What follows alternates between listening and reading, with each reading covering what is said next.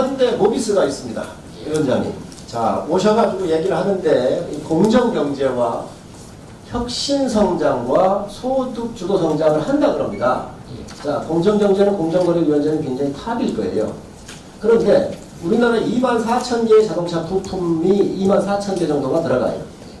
대략 이 부품 회사에 이게 1년치 우리나라에서 나오는 게 한 97조 원 정도가 되고 이 제조업 전체 분야에서 6.5%를 차지하고 있는데 우리나라에 9,519개의 부품사가 있습니다. 현대자동차에 직접 들어가는 게 아니라 모비스에서 이 부품들을 다 1, 2, 3차 이렇게 해가지고 모아가지고 들어가는데 왜 이 많은 24,000개의 부품이 현대자동차인 자회사에 모비스에 갈 이유가 뭐지? 직접 현대자동차와 부품회사가 결해도 되고 아니면 모비스를 현대자동차하고 합병을 해서 한 파트로 놓고 왜 모비스에다가 옛날에는 2조, 3조씩 흑자가 났거든요. 요즘에는 작년에 보니까 1조 5천억 정도가 났어요. 한 10% 예를 들어서 10% 정도의 이득이 난다 그러면 5% 정도 현대자동차가 가져가고 제가 아까 안 쓴 부분이 있으니 좀 쓰게 해주십시오. 바꿔보고 있습니다. 그래서 5% 정도 현대차에 주고 5% 정도 이 9,500개 정도 되는 부품업체한테 이전을 한다고 하면 정말 이게 공정경제입니다.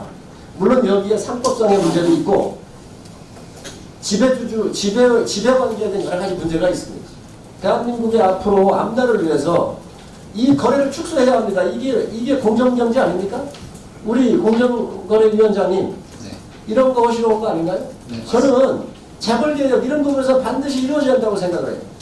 오히려 글로비스는 영역이 틀리기 때문에 그런 데서 나올 수도 있습니다. 이거는 만여개에 달하는 우리 대한민국의 부품업체 26만 명이 있는 이런 데예요. 이거를 그냥 놓을 것인가? 저는 협파해야 한다고 생각합니다. 답변해 주시기 바랍니다. 예, 제조업에서의 하도급 거래의 가장 전형이 자동차 산업이고요. 특히 일본의 자동차 산업에서의 부품 하도급 거래 구조를 우리나라의 자동차 회사들, 특히 현대자동차 그룹이 모방 내지는 혁신하기 위해서 많이 연구를 하고 있는 걸로 알고 있습니다.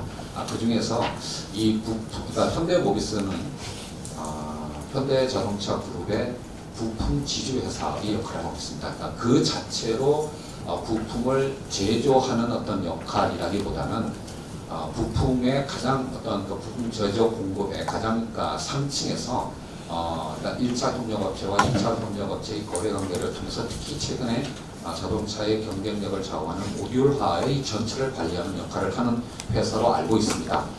그렇지 이렇게 이제 어떤 나름대로의 어떤 역할은 있는 회사라고 생각을 합니다만은 지금 의원님께서 지적하신 바와 같이 그런 과정 속에서 2차, 3차 협력업체의 거래 관계에 불공정 거래 문제가 있는지에 대해서는 항상 저희 공정거래위원회가 예의주시하고 있는 분야이고 회사인 것은 틀림없습니다. 특히 최근에 원래 들어와서도 현대모비스의 어떤 대리점과의 거래 관계에서 불공정 거래 등에서 저희들이 적발하고 또 심지어 고발까지 포함한 엄중한 제재를 한 적이 있는데요.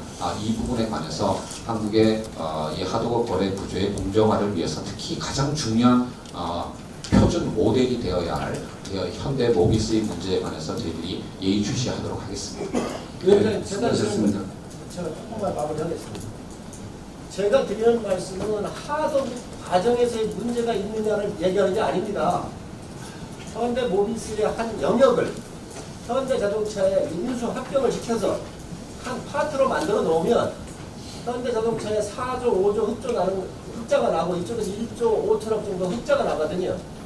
이 이득 구조를 반반씩 나눠가지고 이 만여 개에 달하는 부품업체들한테 실질적인 이득이 돌아갈 수 있도록 이 거래 중간 단계를 없애자고 하는 겁니다. 예, 상임총은 좋은 제안이고 지적이신데 실제로 어떤 결과를 내기 위해서는 우리 공정거래위원장님하고 별도로 만나서 심도 있는 토론을 하시기 바랍니다. 예, 다시 찾아뵙도록 하겠습니다. 다음은